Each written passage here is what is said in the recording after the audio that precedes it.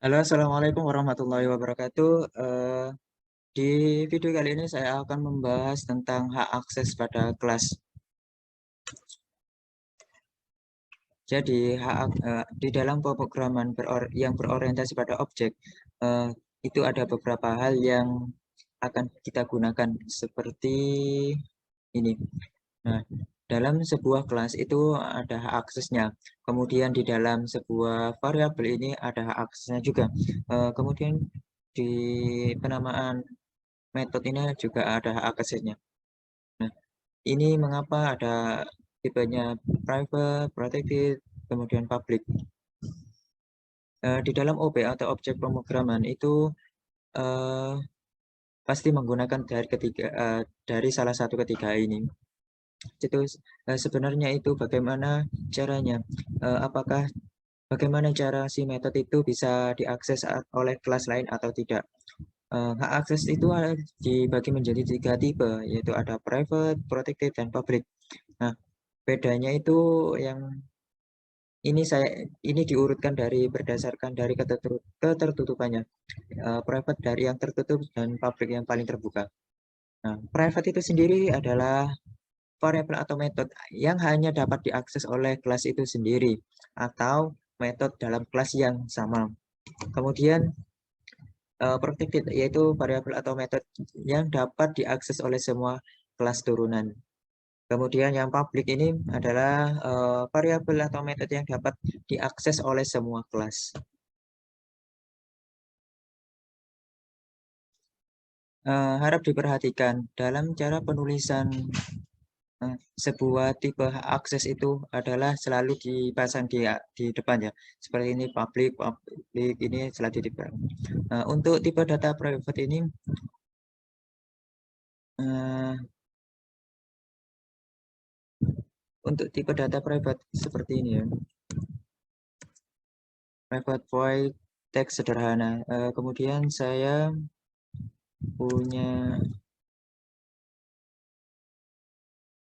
punya misalkan private void test.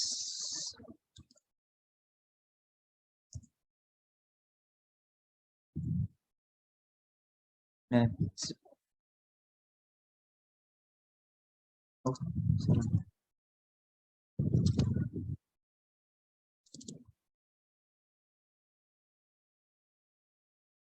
Seperti ini. Kemudian saya panggil teks sederhana.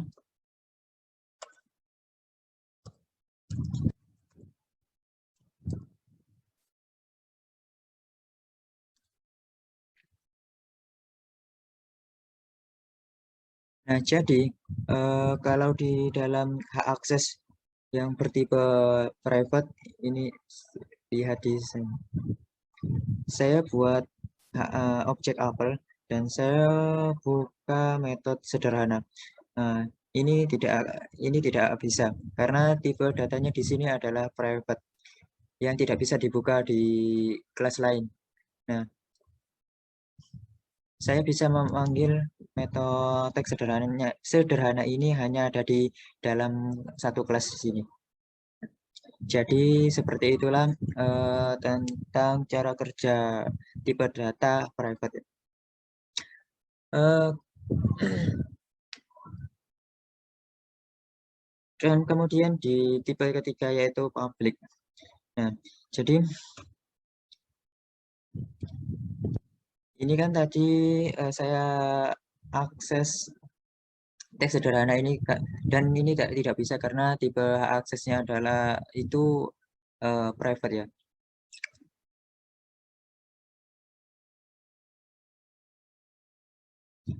Kemudian coba kita ganti ke public. Coba kita ke public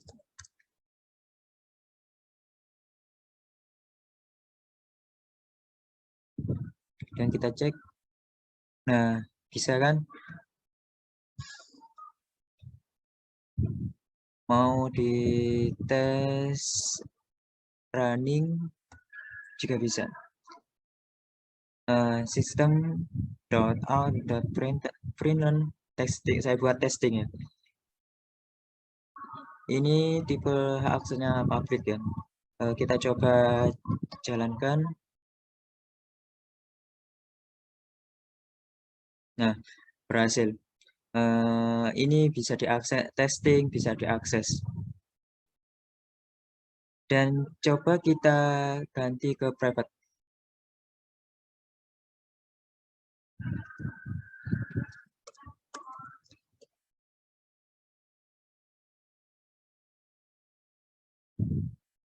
Nah, jadi merah kan berarti ini tidak bisa diakses.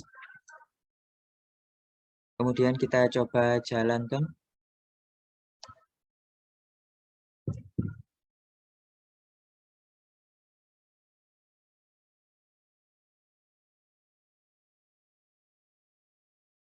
Nah, ini berarti mempertandakan tidak bisa diakses, tidak bisa di running karena tadi kan metode teks sederhana itu berhak akses private, jadi tidak bisa di running, dijalankan.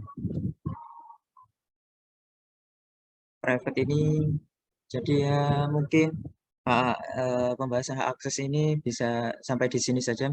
Lanjut di video berikutnya. Terima kasih. Halo, Assalamualaikum warahmatullahi wabarakatuh. Di video kali ini saya akan membahas tentang bagaimana cara menggunakan sebuah metode yang memiliki nilai return atau nilai kembali. Di video sebelumnya saya sudah mencoba buat metode yang tapi nah, sekarang gimana caranya supaya mempunyai nilai balik ya.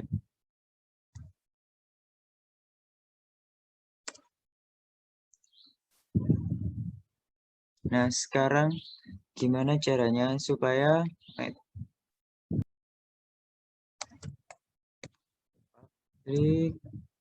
void saya buat seperti ini metode nih. Jadi kalau di video sebelumnya itu saya sudah mencoba metode seperti ini metode, tapi nilai baliknya itu void atau tidak memiliki nilai balik. Nah, bagaimana caranya metode ini memiliki nilai balik? Kita kalau ingin mempunyai nilai balik yaitu kita ganti integer, kemudian ini return. Nah, jadi pertama-tama saya kan sudah punya objek ini apelnya. Nah, kemudian kita buat metode baru. Kita buat public agar bisa diakses di kelas yang lain. Kemudian saya buat penjumlahan, tipe penjumlahan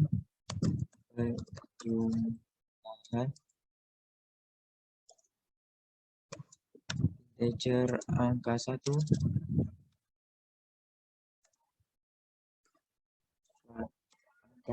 angka 1, kemudian integer angka 2.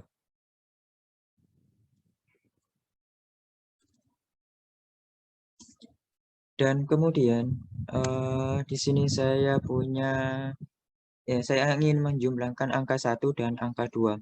Jadi saya punya integer total sama dengan angka 1 plus angka 2. Kemudian saya kembalikan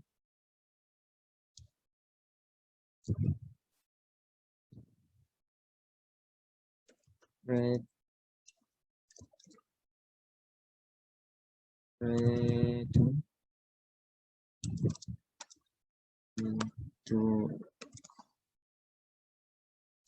total. Saya akan kembalikan ke dalam kelas yang memanggilkan ya. Nah, tadi kan saya punya penjumlahan ya.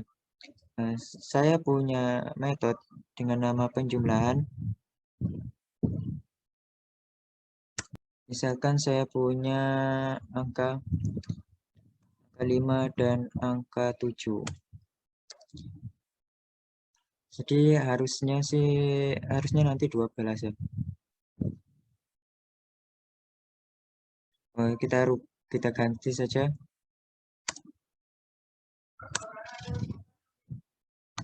Ganti sistem dot out dot println.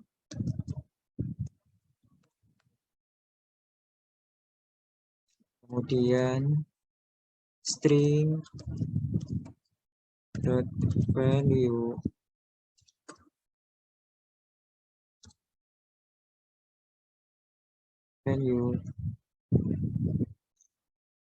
kemudian metode yang tadi apple dot penjumlahan.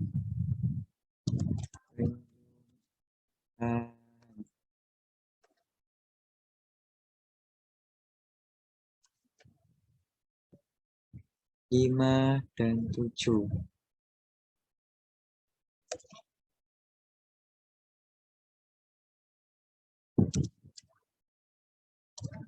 Dan 7. Nah, kita coba running.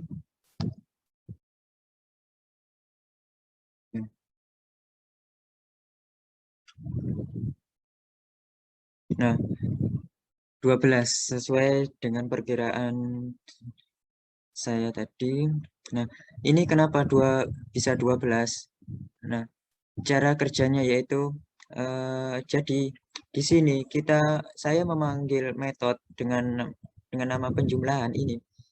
Nah, penjumlahan ini mempunyai parameter angka satunya yaitu angka 1 ini 5 dan integer angka 2 itu ada 7. Dan kita masukkan di sini yaitu angka 5 dan 7 tadi.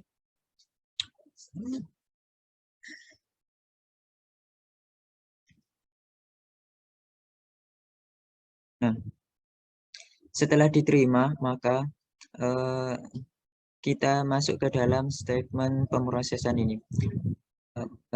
Pemrosesan metodenya. Jadi, anggaplah kita semua variabel yang bernama total ya, yang ada di dalam metode ini, kenapa dinamakan total?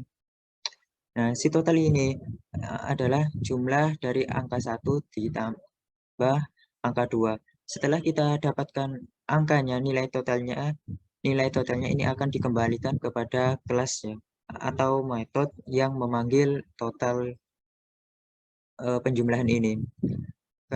Karena kita memanggil penjumlahan ini akan kembali masuk ke sini. Kemudian kita anggap ini 8.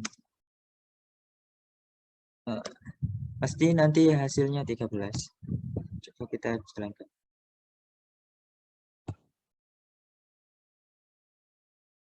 Nah, hasilnya 13. Cukup sekian di video kali ini. Kita bisa dilanjut di video berikutnya. Terima kasih.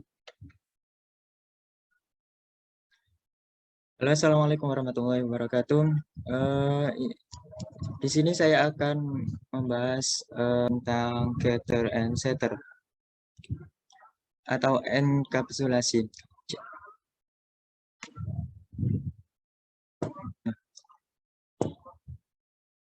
Jadi, enkapsulasi itu adalah pembungkusan variabel atau metode di dalam sebuah objek yang terlindungi serta menyediakan interface untuk mengakses variabel tersebut. Jadi, kata kuncinya adalah pembungkusan variabel dan metode dalam objek yang terlindungi. Jika masih bingung, kita bisa menganalogikannya yaitu bayangkan saja seperti teman-teman punya sebuah hard disk. yang datanya adalah private dan teman-teman ini penting dan tidak boleh diketahui orang. Jadi teman-teman memutuskan untuk memasang kapsul atau membeli sebuah berangkas yang berbentuk kapsul. Nah, jadi si hard disk ini dimasukkan ke dalam kapsul ini atau berangkas ini kan sudah aman. Nah, jadi berangkas itu punya yang namanya method akses atau interface akses ya. Bisa berupa dengan gembok atau dengan password itu. Tapi kebanyakan dengan password. Nah, kurang lebih seperti itu ya. Kemudian untuk membuat sebuah objek terlindungi itu kita bisa membuat dengan merubah hak aksesnya menjadi private ya. Jadi variabel atau metodenya itu berhak akses private ya. Kemudian kita menyediakan interface untuk mengakses variabelnya, yaitu dengan menggunakan getter setter. Nah, Nah, getter setter itu sendiri adalah cara supaya kita bisa menggunakan atribut yang sudah di private supaya bisa tetap digunakan. Caranya itu dengan menggunakan metode getter dan setter. Nah, harap diingat getter ini digunakan untuk mendapatkan nilai atribut atau menampilkan nilai atribut gitu. Nah, sedangkan setter ini men-set nilai atribut nih secara tidak langsung ya. Dan nah, nilainya itu bisa disetting di nilai lain ya.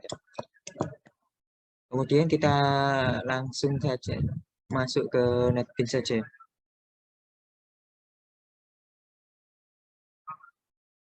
Nah, di sini saya punya kelas apel.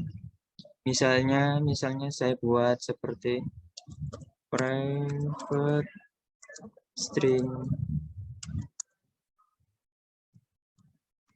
nama lengkap. Kemudian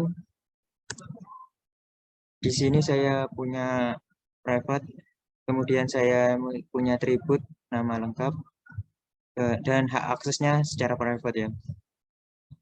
Jadi tidak akan bisa dipanggil di sini ya.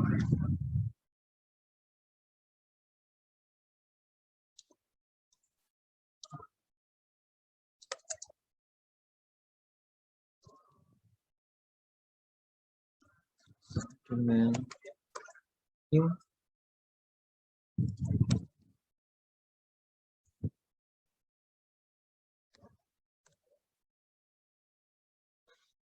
Oh ya, ini salah part.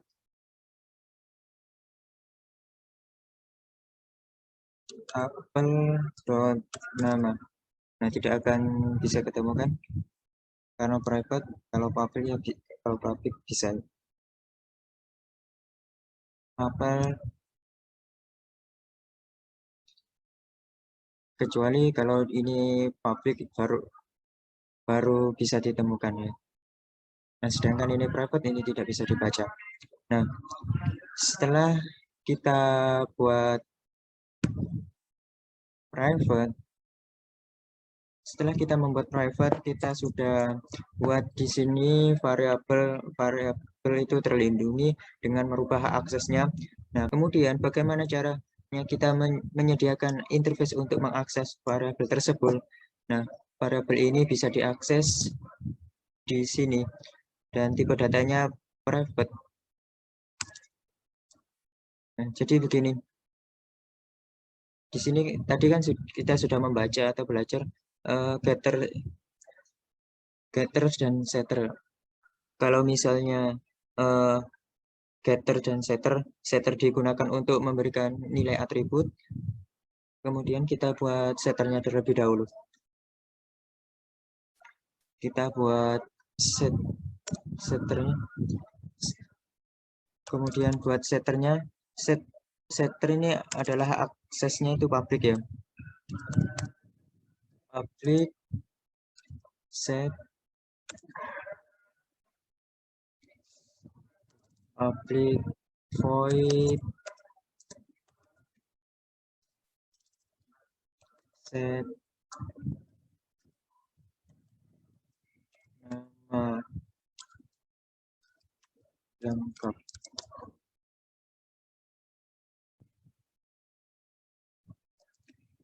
String nama.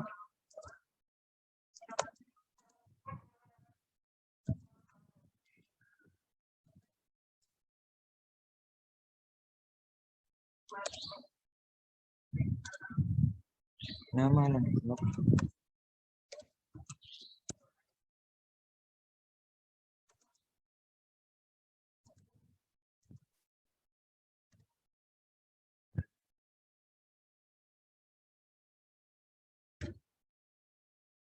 Bakal dimasukkan ke dalam nama.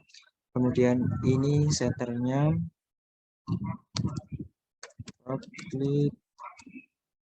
public string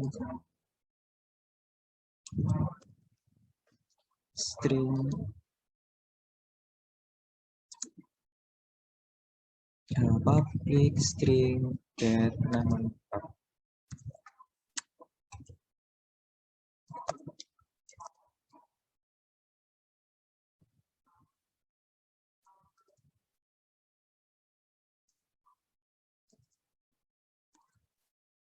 Kemudian return nama lengkap.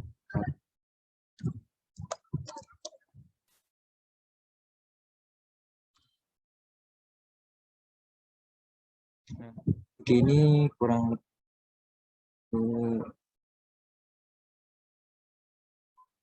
seperti ini kurang lebihnya ya. Kemudian kita coba panggil di sini.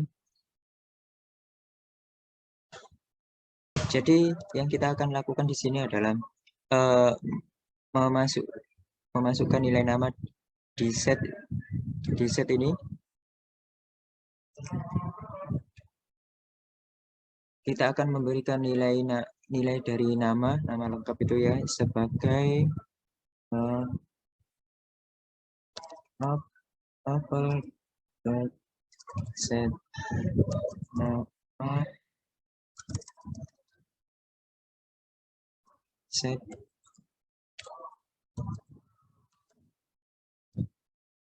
up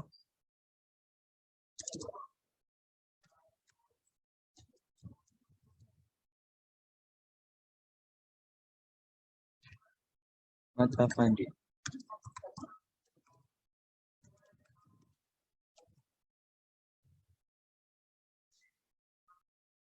Kemudian system.out.println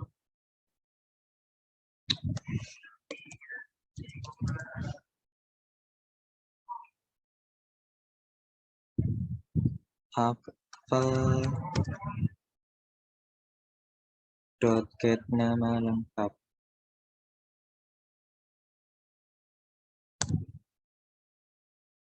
Ini nama lengkap.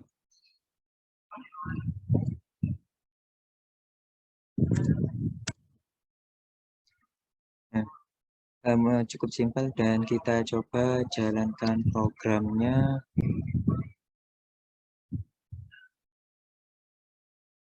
Nah, di sini berhasil kan? Di sini muncul namanya kan? Nah, misalnya saya ganti Muhammad saja. Kita coba lagi. Nah, Muhammad. Nah, bagaimana cara kerjanya? Jadi di sini kan sudah tahu kan, sama-sama tahu kan, nama lengkap ini adalah private kan ya. Nah, yang pertama kita lakukan adalah memanggil set nama lengkap ini sebagai atribut nama. Kita set nama lengkapnya ada di sini. Kita set sebagai atribut nama gitu. kita mempunyai atribut nama di sini, dan si Muhammad ini bakal menjadi parameter input di sini. Nah, di mana parameter input ini akan dimasukkan di nama lengkap di sini. Nah, nama lengkap di sini akan dikembalikan oleh metode get nama lengkap ini. Kita akan mengambil dari nama lengkap ini, kita tampilkan apa yang kita dari get nama lengkap ini di sini, karena memberikan nilai balik yang berisi Muhammad Afandi atau Muhammad Saji, dan kemudian bakal output hasilnya di sini. Mungkin cukup sekian dari video kali ini. Kurang lebihnya atau ada kesalahan, saya mohon maaf. Sekian dan terima kasih. Wassalamualaikum warahmatullahi wabarakatuh.